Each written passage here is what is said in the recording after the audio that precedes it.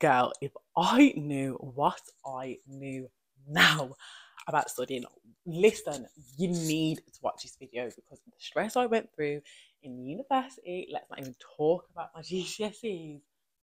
Girl, it was painful. Hi guys, I'm Ren. Welcome back to my channel. If you're ready to become the best, baddest version of yourself, you're in the right place because girl, we're going to do it together. This video is all about study tips I wish I knew, like real girl-ish, like not the things that the teacher would say or like, yeah, drink water, go to bed early, but like real life stuff that I feel like if I knew then would have absolutely changed my life and changed my results and put me in just a whole new place. I am currently a teacher and ex-student, and you need to hear this before you go and sit those exams this year. Get right into it. So my first tip is sort out your relationships. Sort them out. It's something we don't talk about. Teachers at school, we never mention it. Like it's not a thing. As much as exams are exams, so in terms of school, uni, it's that sector of your life. If you have a lot going on in other areas, personal, home, relationships, friendships, you can't concentrate. You can't concentrate. And I think it's very underrated that we don't talk about how important it is to actually get those relationships under control. And I get it, life. You might not be able to sort out the big fallout you've just had with your best friend or the big fallout you've had with your boyfriend, but you need to try your best to get it to a place where it's amicable so you can concentrate. So whether that means having a conversation, saying, listen, I've got my exams right now, like I don't need this stress, like we just need to kind of leave this where it is until afterwards, or go cold turkey and cut people out and say, listen, it's not now. I'm not doing this now. You're either going to support me and be peace in my life, or you've got to go because right now I need to concentrate. But I urge you, you have to sort out those relationships if you want the peace of mind to then actually be able to focus. And I'm talking about relationships, but that might be anything in your life. That might be anything that you know right now is a big distraction. If you're in a relationship that you feel is a bit toxic, not supportive, you're always doing a lot for that person, it's taking up a lot of your time, that is included as well because you need to concentrate. So whether you cut off or you have those conversations, it needs to happen immediately. Girl, you need to write everything down. Everything needs to be written down. What do you need to do? Yes, we've got our exam timetable at this point, but what actually needs to be done? What needs to be done?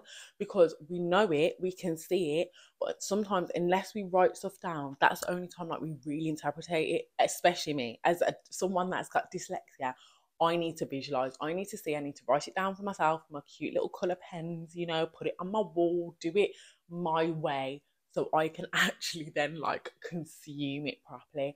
So what assignments have you got? What exams have you got? What speaking exams have you got? What have you actually got to do? What coursework is missing? Write that down and prioritize. We can do anything we want in this world, but we can't do everything. I heard that quote and it changed my life. Absolutely love being productive and all of that. But I've had to realize that, Renee, you can't do everything at once. You can do anything, but you have to sit down and there has to come a point where you prioritize what is going to come first, what is going to take priority in this moment.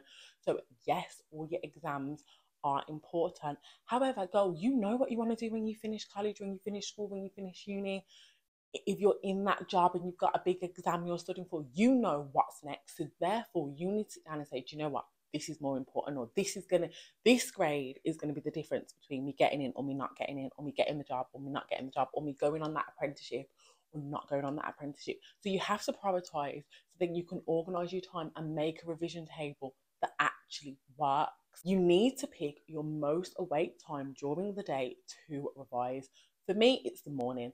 And I recommend the morning. Here's why I recommend the morning. Even if you're a morning person, you hate the morning, you're there rolling. I was like, Renee, no, girl, I'm not doing it. Like, I already wake up at 7. There's no way in hell I'm waking up at 6. Or I already wake up at 6. There's no way I'm waking up at 5. Right now, I'm shooting this video at 5 a.m. And the reason I'm shooting it at 5 a.m. because this is the one time in the day where I get peace. No one's bothering me. My phone's not going off. My daughter's still asleep. My friend that I live with, she's sleeping. Like, the house is quiet. The world's quiet. Like, even in terms of my phone and distractions. So the morning, don't get me wrong, it's hard. I have to get in the shower immediately. Like, I literally have to get out of bed and get in the shower. I was trying every other way and I just couldn't. It took me about 40 minutes to wake up, which was then a waste of time. But I find that when I get in the shower straight away, I'm like, okay, I'm awake now. Like, I can actually then make use of this extra time I have. But the world is quiet, so you're without distraction. And then I've mentioned before in one of my previous videos, do your hardest task first. So by me creating my content or doing what I need to do first thing in the morning, like before, one of my priorities was working out, might be by me doing that first, it's then out of the way, it's done. I can chill all day. Like, I can then go to work, come home, and be like, yep, get in the shower, worry about food, cock up and watch Netflix, or do whatever I want to do, go to the gym, chill out, see my friends, go and visit someone. I am no longer thinking all day, oh my God, I've got to go home and do that video, or I've got to go home and revise, I've got to go home and study. So I urge you to do the morning, because it's out. When you wake up, you have your most energy. Like, as the day goes on, your energy depletes naturally. For me, I wake up early, so my energy is gone by 4 or 5 o'clock. Like, I'm starting to crash. Like, yes, I'm awake, but I'm crashing. So your most important tasks need to be done first thing, where you've got your most energy and enthusiasm. So just try it for a week and see how it goes. And if you can't do an hour, start with half an hour. Something is better than nothing. Doing that spider diagram, or writing out those notes, or rereading that textbook, or whatever it is, just do something to start you off, and then maybe you can start to increase the time. But the world is quiet. When everyone's stressing after school and you've got a headache, you've been at school all day or college all day, and you're mentally drained, you don't then have to do it. Because for me, going to school, going to college, and then coming home and doing more work is the worst thing in the world. Like, for me, it's just not for me. However, if you know you're not a morning person, it's not going to happen, then yes. Some people are active at night. I have a friend who literally, she just turns into out at night. She's like, I can do this, I can clean the house, I can do that. And if you know that is you, then do that. Like, if that is you, and you know that's when you get your best ideas, you can concentrate the most, then yes, by all means, pick a time in the day for you. Some people come home from school, college, and take a nap and then wake up and then feel really refreshed. So that might be the best time. So I urge you to pick a time that is best for you and stick to that time. Make it priority. As soon as you've carved out that time, or you know that's the time, just do what you need to do. Just get it done. Even if you need to set a timer for your half an hour, your hour, you might do 2 blocks of half an hour or 4 blocks of 15 minutes. Set that timer and stick to it, commit to it.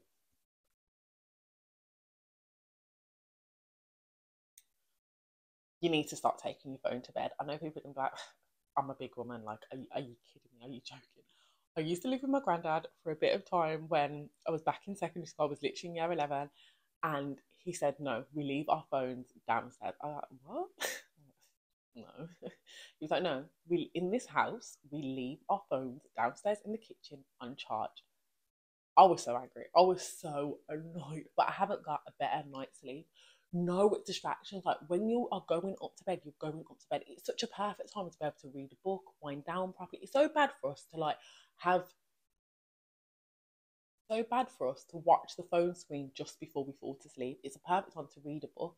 And that might be you looking at your revision notes, or you doing a quick 10-15 minutes before you go to sleep. Because I'll be honest, doing revision before you go to bed is actually perfect, because if you are awake and you feel like, oh my gosh, I cannot sleep yet, girl, give it half an hour after a revision, your ass is going to be tired. So it's actually a good 2 for 1, and you will get a much better sleep. You're not going to be distracted by your phone pinging off, social media this, Snapchat this, TikTok this, because we all get sucked into that TikTok scrolling forever, and you're going to get a way better sleep. It's going to be way easier for you to wake up in the morning. Don't be sitting there telling me you need your alarm clock. Go and buy an alarm clock. Go and get an alarm clock. Or I'm sure there's someone in your house that mum, dad, sis, bro, just come and wake me up at whatever time. But I just try it. Just try it for a week and see what your sleep quality is like. See if you go to bed early. See if you can wake up earlier. All you can do is try things. If it doesn't work for you, fair enough. But I definitely urge you to try, because it was a game changer for me. Don't stress. Don't stress. People want you to be, you're not bothered. You're not bothered. Be calm. Be calm. I have watched too many students break down anxiety in exams. You see, once that happens, it's a wrap. I might as well take the paper off you and say, just don't even go in. Because the mental state, the emotional state your body is now in, you can't concentrate. You cannot concentrate and perform well. You cannot. Yes, care, but don't stress, be calm. Even if you are at the point now where you're like, I haven't even started my vision, be calm. Like, okay, I haven't, but I'm going to. And I'm going to get through it. Like, the stressing doesn't improve anything. Stressing about a situation does not improve your performance. It doesn't improve your results. It doesn't make you care more. It's actually proven to make you worse off. So do not stress. Girl, you need to stop telling yourself you can't. Or boy, but you need to stop telling yourself. I am here today to tell you, stop telling yourself you cannot, because whether you believe you can or you can't, you are right. Henry Ford said that, and I've been living by that for the last couple of years, and it is the truest statement ever. If you tell yourself you can't, you can't. If you tell yourself you can, you can. Talk into existence what you want to happen. Yes, you might be feeling ill and underprepared right now, but it's fine. I'm going to do it. I am going to do it. I'm going to get it done. Talk that into the universe. Stop telling your teachers, yourself, your mummy, I can't. There's no way. There's no way. Yes, there's a way. There's always a way. If you now, at this moment, at this specific moment, commit, and that's the thing, a lot of us fail to commit to ourselves. So I am committing to myself that I am going to do the absolute best I can in these exams, in these assignments. You will. You will. Like, even if it's not the result you may have wanted, or the one your parent wanted you to get, or your teacher wanted you to get, you will do way more better than you would have if you don't try, if you don't start, if you have the negative attitude. Last point, have fun, make revision fun.